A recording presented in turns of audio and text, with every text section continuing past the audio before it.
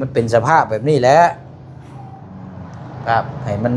อยู่หม่องเก่าหม่องเดิมเนาะโดย ว่ามันอยู่ในช่วงที่กำลังประกันโดยเนาะในเวอร์ชันชี้แจงบอกว่ากำลังประกันคือปีปลายถ้าเกี่ยวกับจักรนี่มันมีปัญหาจักรนี่สามารถเปลี่ยนได้โดยถ้าว่าเฮาไปรัดแปลงเป็นจังซั่นจังซี่ถ้ามามันเป็นหันเป็นนี่มานี่ทางห้างเพิ่นบ่ได้รับผิดชอบเลยแต่ว่าตามันหุ่งอยู่บ่ใช้เราลองติดเบิ่งหากลางคืนน่ะบ่ได้เห็นจักเทื่อพี่น้องมันตาคั่นนี่ แท้ตาอยู่ไสโอ้ฉีดปลูกมักแตงมักยั่งแล้วก็มันเกาะไว้นี่เด้ปลูกลงนี่เลยบ่โดยมันลามขึ้นนี่เลยเนาะโดยจริง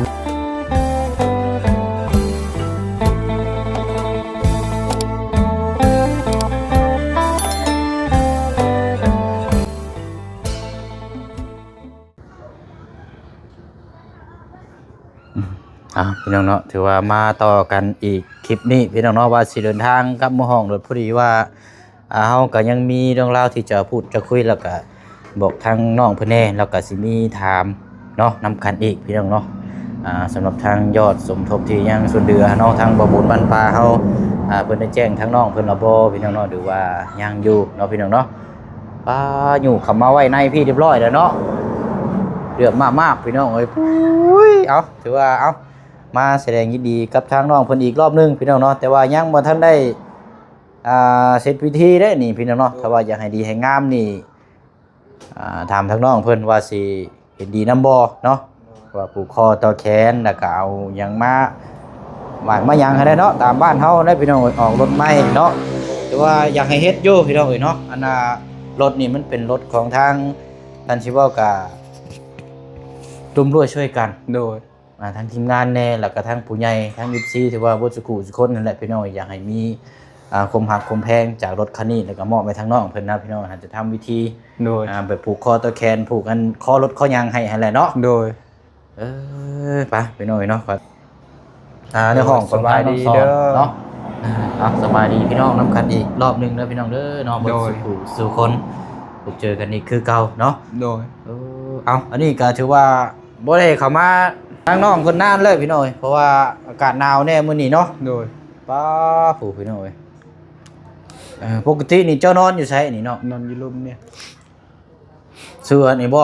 รถบ่ได้มีเตียงบ่นี่นะโดยนี่เตียงมันแคบโพดเฮาตกตลอดเตียงแคบมันกิ้งนะนี่เนาะโดยกิ้งตกเตียงก็ตกคือกันบอนนอนมันก็ตกคือกันเนาะพี่น้องเอ้ยเจ้านอนผู้เดียวเจ้าบ่โดยโอ้เอาซะเนาะพักกี่รอบพี่น้องเนาะครับติงไว้ใช้เสร็จแล้วบ่รอมืออีกอยู่ห่าโดยจะบ่คักอยู่บ่จักคักแล้วนอนรับบ่เนาะแดงนี่เนาะนอนรับอยู่บ่อันนี้วิธีใส่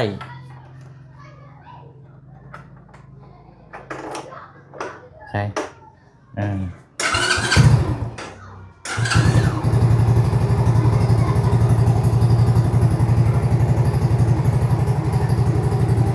นิ่มเนาะ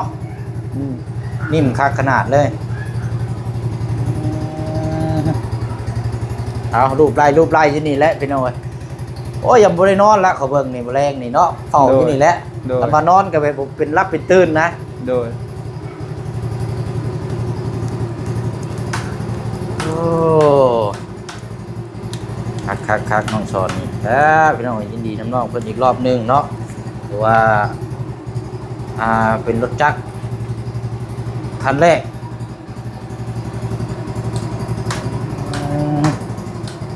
ใช้เบิ้งฮะไทยอย่างมันหุ่งคักเบิ้งจะดีว่าล่ะโดยไทยลงไทยเดียวเนาะได้อยู่บ่ได้แล้วได้อยู่ดอกเนาะสลองได้เฮาบัดนี้มีหยังแนวมากินข้าวนะจักสิกินหยังนี่จักสิกินหยังโอ้ยเอาปีก่อนก็ได้ได้คักปะนี่เนาะโดยเป็นยังได้สีถึกอกถึกใจอยู่บ่สีคือจะเว้าอยู่บ่ถึกใจ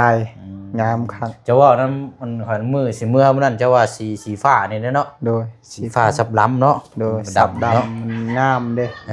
แต่ก็มีเทาอีกคันเอาสีแดงแบบนี้ขี้ร้ายเห็นบ่สีแดงนี่มันแดงมันจืดจืดโพดแดงจืดอันนี้นี่สีนี่ถือว่าเข้ากับน้องเพิ่นแล้วนี่พี่น้องเนาะโดยแต่ก็มันก็สูงอีกใหญ่ฮึก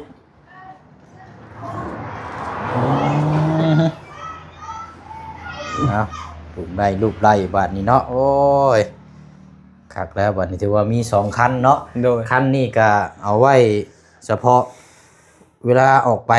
โดยไปเฮ็ดงานโดยหรือว่าไปซื้อได้อยู่ได้กินต่างๆกันเนาะโดย แต่ว่าคันนั้นอีเท่านั้นยังใช้งานได้คือเก่าอยู่บ่โดยอยู่ใช้เดี๋ยวนี้นั่นแหละอยู่นอกกันบ่โดยเอาใส่เดี๋ยวจังน้อยจังเอาย่างไปเบิ่งเนาะโดยคันนั้นก็เอาไว้แก้กล้วยคือเก่าโดยเนาะแล้วก็ดูแลคือเก่านะพี่น้องแต่ว่าคันนี้มาเสริมนี่ก็ถือว่าโอ้ดีขึ้นหลายแล้วบาดนี้โดยมันเป็นห้อยเนาะหันเฮาบ่ได้เซ็ตแม่นมันเปื้อนมันก็ขี้ฝุ่นธรรมดาแหละมันขี้ฝุ่นผ้าฝุ่นบ่แก่มา 2-3 ชั่วโมงตากแดดตากลมมาสิว่าบ่คันว่าเป็นคนก็ขี้มูกย่อยได้นี่โดยขี้มูกย่อยเช็ดนี่ซั่นเป็นหวัดเป็นไอแล้วซื้อยามาให้เรากินเนาะโดยเป็นหวัดเป็นไอเด้ขี้ฝุ่นพี่น้องอากาศหนาวเนาะโดยเอาบาดนี้วันนี้ก็ยังสิปลูกอันนี้ซะบ่ล่ะโดยจังมุ่งเฮ็ดช่วงเที่ยงบ่โดยแต่เช้าประมาณ11:00 น11:00 นช่วงเที่ยงนี่แหละเนาะโดยมีไก่มีหยังนำอยู่บ่เมื่อไปเบิ่งลองเบิ่งอยู่สิโปนอื่นต้มไก่เนาะต้มไก่ใส่ผ้าขวัญเนาะตั้งไว้นี่แล้วก็แน่ได้พี่น้องเอ้ยมีแต่ว่าเฮารุ่นน้ำกันและอันนี้ก็เนาะโดยโอ้งามงามเนาะมีแต่ว่านึงมาสำคัญได้บาดนี้เด้อโดยได้รถมาแล้วก็ที่พี่น้อง FC เพิ่นเป็นห่วงเป็นใยเนี่ยก็คือการขับขี่โดยเนาะโดยการขับขี่นี่ต้อง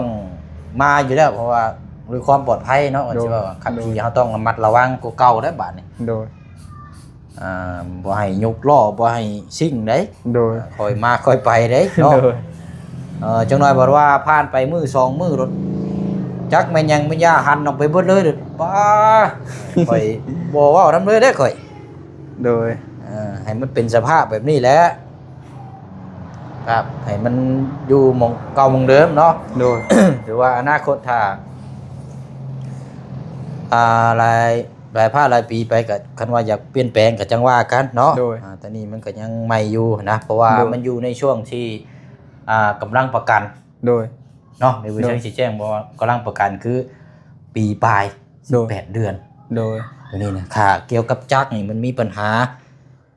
จักรนี่สามารถเปลี่ยนได้โดยแต่ว่าเฮาไปรัดแปลงเป็นจังซั่นจังซี่ถ้ามามันเป็นหันเป็นนี่มานี่ทางห้างเพิ่นบ่ได้รับผิดชอบเลยโดยแล้วก็นึงมาถ้าเกี่ยวกับจักรมันบ่ติดว่าจังไดนี่ต้องเอาไปลงห้างเพิ่นอย่างเดียวเลยหม้องที่เฮาซื้อโดยตามที่ทางเซลล์เพิ่นอธิบายบอกไว้นะโดยแล้วก็เกี่ยวกับหนังสือเนาะโดยป้ายยังแรกก็เดี๋ยวรออีกจัก2 เดือนโดย2 เดือนก็ถือว่าไวสุดเหลือ3 เดือนนี่แหละพี่น้อยนะอันนี้ก็จังว่ากันบัดนี้เนาะยังสิปลูกเอาแคนเอานี่อยู่พี่น้อยเนาะโดยให้เพิ่นมาค้ำมาคูณเพราะว่าเป็นรถสมทบนะพี่น้อยก็อยากให้มีความอบอุ่นเนี่ยจักหน่อยเนาะอบอุ่นน้อยให้พี่น้อง FC เฮาได้เห็นนำกันโดยแล้วก็จังติดตามเบิ่งให้แน่บัดนี้ค่อยมาค่อยไปเด้อล่ะเด้อโดยทำคูณได้บ่นี่รักษาเอาให้ได้เนาะเพิ่นซื้อเพิ่นให้เลยโดยมันถ้าเพิ่นสิหาถ้าเฮาสิซื้อเองนี่ก็ป้าเด้อเนาะว้าวแน่พี่น้อง 25,000 กับ 5,000 บาทเงินกีบเฮา17 ล้านโดยเนาะ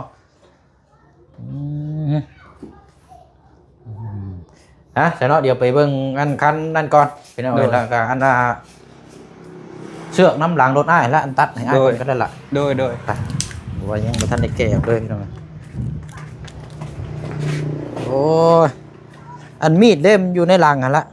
โดย เป็นนี้บ่ โดย ปาดเอาให้แน่เห็นบ่ พ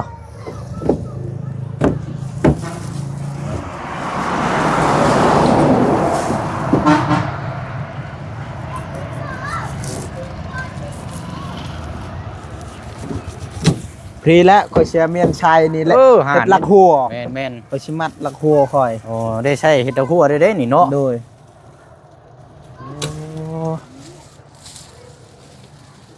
ปาดเอาโลดล่ะนี่เพิ่นมัดให้ย่างดีเด้ย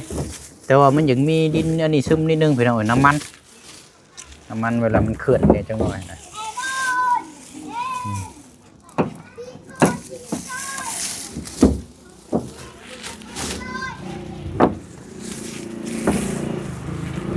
เคลื่อนในสักหน่อยมาลงมาแล้วก็เดี๋ยวเอามีดมาให้อ้าย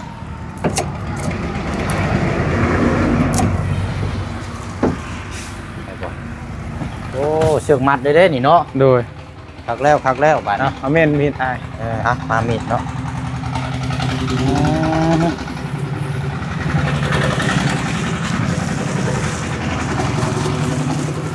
เก็บไว้เนาะ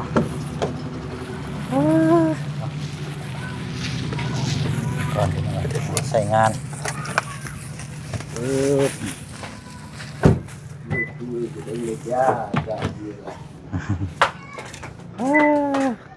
เป็นยังน่ะกวดบ่น่ะ โดย โอ้ ไม่มาอันนั้นมาทั่วนี้ ใช้รถอันห้างเขาอยู่ใช้บาทนี่มาเบิ่งก่อนพี่น้องเนาะเบิ่งสิน้อยใจได้โอ้เห็นว่าไล่ไม้ลืมเก่าได้เนาะ โอ้ยไฟชิลือ ไม่ลืมเก่าบ่ได้ได้ยังติดได้คือเก่าบ่แต่งตั้มคือเก่าเนาะ โดยยัง แต่ว่าตามันนี่หงอยู่บ่ คง ใช้เราลองติดเบิ่งหากลางคืนน่ะบ่ได้เห็นจักเทื่อพี่น้องมันตาเขานี่ แค่ตาอยู่ไสโอ้ตาแดงเนาะ โดย โอ้ ยังหุงอยู่หุงหน่อยเดียวนี่ หงอยู่แต่ว่ามันขึ้นเวลาเฮาเบิ้ลเนาะ โดย เอาเบิ้ลเฮาวิทย์เนี่ย เขาต่อใส่พายอีกเด้อต่อเองอีกแบบเฮาเมื่อแต่ให้แต่ส่วนแบบมันคำมาเด้ยันลำบากที่อยู่ทาง ก็เลยต่อเอาแบบชวนโกยเฮามันไกล ก็เลยเฮาต่อเชือกนี้สบายเวลาเมื่อกลางวันกลางคืนพอได้เห็นทาง บอลเว้าถึงคันจอดไว้จังซี่นี่คันว่ามันห้างก็บ่แม่นห้างก็ยังขี่ได้อยู่บ่ย่านคนดึงเอาบ่ บอกเขาบ่เอาดอกอีหาง เขาอยากเอารถไม้ เดี๋ยวรถใหม่พุ่นเนาะ อ ไปใส่ต้องล็อกคอไว้เด้อ โดย ออกปั๊บแล้วล็อกคอไว้เลย นี่ร จ ถ อด รถนี่ไผสิกล้าเอาสิไปใช่ครับมันแล่นไว้ช้ำใดมันช้ำว่ารถจักรอีหางก็แล่นมันได้คันสเตอร์น้อยนี่สเตอร์ใหญ่ เหียนไอ้ติ โดยมันแล่นนิดดึงเจ็บก้นอีกบันจังหน่อย เนาะ โดย เอาอันนี้ก็ดูแลแล้วก็ดูแลตอนนั้นน้ำเนาะ โดย อันนี้ก็เอาไว้แก้แนวเครื่องของพังเฮาแนวขายเฮาเนาะ โดย หันว่าแล้วก็ใช้ส่วนภาคเข้าไปเบิ่งก่อนคือว่าของปลูกของพัง โดย เราก็คิดเขาปรับพอดีอยู่เด้นี่อ๋อใส่นี่อ้อมเลย โดย ยังไวแท้นี่ โดยเฮ็ดคักแล้วยังบ่มีแต่เครื่องพักปลูก อ๋อโธ่มันยังสามารถมาแต่ใช้นี่ล่ะ พื้นคอยตัดคอยเห็นมันแคมทางมันลมเดี๋ยวคอยก็เลยเมื่อ เอาจงมือเอาแกมาไว้พื้นจุบ่ โดย โอ้ไม่จุคักเลยแบบนี้เนาะ โดย มันเป็นลำอยู่เนาะ โดย โอ้แยงนี่คักแท้นี่เนาะ โดย ให้ซื้อมาให้นี่ บ่าวเคยลา บ่เคยล่า โดย โอ้นี่พี่น้องไอ้ปลูกผักปลูกหญ้าเนาะนี่ก้อในได้นี่ โดย โอ้ยเนาะเป็นสวนปลูกผักใช้ทางเข้าอยู่ใช่ นี่ทางนี่ กันเลาะเบางทางเข้าก่อนอันนี้ค่ำมืดเลยพี่น้องเนาะเดินทางน้องๆเพิ่นพากันผิงพื้นผิงไผเพราะว่าอากาศหนาวอากาศหนาวผิงไผโธ่ โอ้เป็นนานแล้วนี่เนาะเอาไม้กั้นเอาเนาะ โดย นี่ก็ดีคือกันอันบูมมันได้สาสิเฮ็ดในได้น้องบัดนี้ ตัวใด เอามาอันนั้นมาปลูกใช่บ่ ตัวใด อันบูมตัวคมนี่ ชีปลูกมักแตงมักยั่งแล้วก็มันเกาะไว้นี่เด้ ปลูกลงนี่เลยบ่ โดย มันลามขึ้นนี่เลยเนาะ โดยมันจึงงาม มี เด้ จักงานนี่ 1 2 3 4 5 มี 5 ห้าเนาะ 6ตัวนี้6ตัวอยู่คุมบอม โทอยู่คม โดย แถวหิมมันนั่นแหละเนาะมันนนกับจิกใช่ โดย ลงจากอันนั้นแล้วยังบ่ทันได้ว่านอีหยังบ่ ยังบ่มี สิเอาสิปลูกจังแหน่เจ้าสิใส่อันนี้นะ ปลูกผักหอมผักโบผักบ้วง ผักบุ้งเด้อ โดย ผักบุ้งมาใส่จักนานหนึงซะผักบุ้ง โดย มันจีนนะว่านพอได้พัดใส่มีพอได้ทอด โดย ว่าได้นี่เนาะ โดย อันเจ้าเอาน้ำมาหดได้ล่ะเด้อ โดย ให้มันดินมันเปื่อยจักหน่อยก่อน โดย มันเจ็บเลยเวลาอันว่ามันเฮาจังบ่ยอดพักมันจังบ่โคโลงโคเลงนะ โดย ดินมันนั่นนะโอ้ดีถือว่าสำเร็จแล้วบัดนี้เนาะ โดย เหลือแต่ซื้อนายพักมาวาน โดย แล้วก็พร้อมดูแล โดย พร้อมกินเนาะ โดย ถือว่าไวอยู่พี่น้องตั้งมุกตั้งใจอยู่เนาะเอ้ามันมืดนะปิดไว้ก่อนบัดนี้เนาะ โดย มันแจ้งมันยังกระจังว่าจังอันนั้นก็ดีเท่านึงแต่ว่าแย่งนี่ติเนาะคักดีดอ โดย ยังเบาเคยลาซื้อให้ ก็เท่าไรนี่ล่ะ ก็แม่โลนึง65 เบิดนี่จักโลซะนี่นะ 2โล เป็นเท่าไร เป็นเท่าไหร่วะชั้นเช้าเงินชั้น30เท่านั้น อันนี้ได้ โดย เบิดนี่บ่ โดย โอ้ก็บ่ได้แพงปานใดนี่เนาะ โดย เอาพี่น้องเอ้ย เขาไล่เป็นโลเด้ แบบ ซื้ออยู่บ้านดงเฮานี่บ่ โดยอยู่บันดง คักๆอันนี้พี่น้องเนาะซื้อมืออ้อมปลูกผักปลูกหญ้านี่ไปกูหาซื้อหาสารไม้ผากระจาดกระเจ็ดมาปิดกั้นอยู่เนาะเพื่อสิได้เพื่อสินั่นโอ้มันง่าย โดย ยืนไปยืนมาล้มหนาววันขี้มูกมันเริ่มย่อยบาดนี่ โดย ย่อยแท้ได้นี่อันนี้ โดย บ่ได้เข้าไปหาทั้งกระเจืองซ้ำพี่น้องมันค่ำมันมืดได้เนาะเอาเป็นว่าพุ่นละมืดถัดไปพุ่นละมันแจ้งมันกว้างก่อนแล้วก็จังติดตามน้ำกันอีกเนาะ โดย ฝากพี่พี่น้องติดตามน้องการเคล็ดของทางอาเจืองน้องห้างบานนี้พี่น้องดันเรื่องบ้านเฮือนซ่านในทางน้องเพิ่นบานนี้พี่น้องเนาะ โดย ถือว่าภารกิจทางน้องสอนเฮานี่ก็โอ้ยพี่น้องเอ้ยเนาะ โดย สำเร็จแล้วพี่น้องเอ้ยโอ้ยเนาะบัดนี้อ้ายสิถามทางบ่บุญบ้านป่าเพิ่นมาพูดมาคุยหยังอยู่บ่ มาพูดมาคุยอยู่แล้วบอกซื้อตู้เย็น อืมตู้เย็นบ่บัดนี้นะ โดย ถือว่าแจ้งห้ามฮู้นํกันแล้วเนาะ โดย โอเคเนาะเพราะว่ายอดจำนวนที่เดือได้เนาะ โดย ตู้เย็นรถจักรมาพร้อมกันได้นี่พี่น้องเอ้ย โดย โอ้ จักมือใดเราซื้อ โดยบ่เป็นหยังก็ถือว่าจำได้แล้วเนาะ โดย เพราะว่าเพิ่นแจ้งเลย โดย มื้อใดก็ยาเนาะ โดย มันได้อยู่แล้วเนาะ โดย อืมโอ้ยน้องชอนนี่บุญมีเด้พี่น้องเอ้ยเนาะ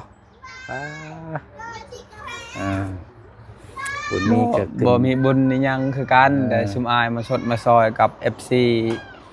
ปาลุงที่มาสดมาซอยก็ได้ มันก็ขึ้นอยู่ โดย กับผู้เบิ่งผู้แยงเนาะ โดย ถ้าว่าสิเอาบุญวาสนาเฮาดึงมีรอมันก็เป็นไปบ่ได้หรอกพี่น้องมันยาก โดย มันขึ้นกับคือเฮาฮู้กันนั่นแหละต้อง โดย ทีมงานแล้วก็ทางผู้ใหญ่ FC ที่ โดย ผลักดัน โดย อยากให้ทางน้องเพิ่นได้ โดย วันนี้ก็ได้แล้วเฮาก็ตั้งมุกตั้งใจคือเก่าได้เนาะ โดย ให้นักแน่นกูเก่าเนาะ โดย อันใดที่มันดีเฮายึดไว้ โดย อันที่มันบ่ดีเฮาปล่อยออกไป โดย อย่าไปถือไว้ตัวมันบ่ดีนะ โดย มีประโยชน์หยังหรอกเนาะมันสิ โดย ทำลายจิตใจเฮามันสิทำลายครอบครัว โดย ตัวนั้นมันดีเฮาถือไว้โลดถือไว้แล้วก็ยึดมั่นแล้วก็พร้อมพัฒนาเนาะ โดย ในตัวตนเฮา โดย โอ้ดีๆใช้อันไผจะช่วยเข้านั่นกินหอมเข้าหุ้ยๆแท้ พอค่อย ไผสัญญางอ้อมไปพุ่นละไปเนาะว่ารุ่นสิเย็นก็รุ่นน้ำกันอีกบาดนี้เนาะ ยังอยู่ ใช่นะ ยังอยู่ ยังบ่ได้สุก เคยเข่าได้นี่เนาะหนึ่งเข่าแรงเลย โดย น้ำกล้วยบ่นั่นน่ะ โดยมะกล้วยที่เฮาตัดนั่นเด้ ตัดอยู่ในนั่นหันบ่ มันไหม้หมดแล้วมา โอ้ย อันเป็นจังได๋ก็น้ำมาแล้วล่ะ ย่าง น้ำประปาเด้ ย่างเขาไป อ๋อ ให้มันตักอีห้วยอีกใส่กระถาง ใช่น่ะ ตักใส่ถัง เวลา ใส่ อาบน้ำอาบในนี่บ่ โดย ตั้งน้ำห้วยเนาะบ่ไหลเลย ตักน้ำห้วย ป้าไปได้เนาะคือเพิ่นซ่อมอ่างใหม่บ่เนาะ โดย อาจจะแม่นยันอ่างกันน้ำประปาใหม่เนาะขยาย โดย กันกัน โด เพ ย ราะว่าโดนนานปานนี้ไปซะเฮาเนาะมันค่ำมันมืดเลย โดยสบายดีเด้อ เอาเดี๋ยวจังว่าเบิ่งวิธีครอบรถน้ำกันนี่ โดย แทนรถเนาะกัน โด สิ ย ว่ากันภาษาได้ยังกินล่ะ กิน กับข้าว มีกับมีต้ม เดี๋ยวเบิ่งนะไอ้ซื้อนี้มาให้เยอะเพิ่มนะพอจะเข้าไปหาทางกันเตืองพี่น้องแต่ว่ามันค่ำแล้วก็เลยขอเป็นพลมืออื่นถัดไปเนาะเอาก็มีเรื่องราวมาพูดมาคุยแจ้งน้ำกันนั่นแหละพี่น้องน้องซ้อนเอาอันนี้ละซ้อนใช่เอานี่เอาปิ้งเอาล่ะมีอยู่3ปิ้งเด้อแบ่งกันก็พอเจ้าเด้อ โดย เอาไปอุ่นไผ่ก่อนเด้อปิ้งหมูแห้งขนาดเด้อโอเคไปเนาะไปคำมืดตื่นตาแล้ววันนี้พี่น้องเนาะทางบ่เสียงสิได้ขอตัวล่ำลาพ่อแม่พี่น้อง FC เฮาไปเบิดสุขุสุคนนะพี่น้องเด้อเนาะเอาจังไดก็ฝากพ่อแม่พี่น้องผลักดันเนาะเดี๋ยวเป็นอีกเคสนึงอันนี้ก็เนาะที่บ่เสียงได้สร้างเสามาแล้วก็ตอนนี้มีแต่เสาเนาะก็ยอดก็เดี๋ยวแจ้งพี่แจ้งน้องหลังจากมันหุงแจ้งอีกมื้อถัดไปเพิ่นแหละพี่น้องเนาะแต่ว่าอยากให้พี่น้องผลักดันแล้วก็เบิ่งแย่งนํกันพี่น้องเนาะถือว่าเป็นอีกเคสนึงที่พี่น้องให้ความสนใจแล้วก็อยากให้สำเร็จเนาะกับเรื่องบ้านทุนซ่านของทางอาเจืองนี่แหละพี่น้องเนาะบ้าเนาะคลิปนี้ได้พูดได้คุยถามเรื่องราวน้ำกันกาลายจึงระยะในคำอธิบายของน้องเพิ่นเนาะพี่น้องเนาะอยู่ดีมีแห้งร่ำรวยบดสุขุสุคนพบพ่อกันในคลิปหน้าเด้อพี่น้องเด้อมื้อนี้มันค่ำมืดแล้วเนาะบ๊ายบายเด้อพี่น้องเด้อสบายดี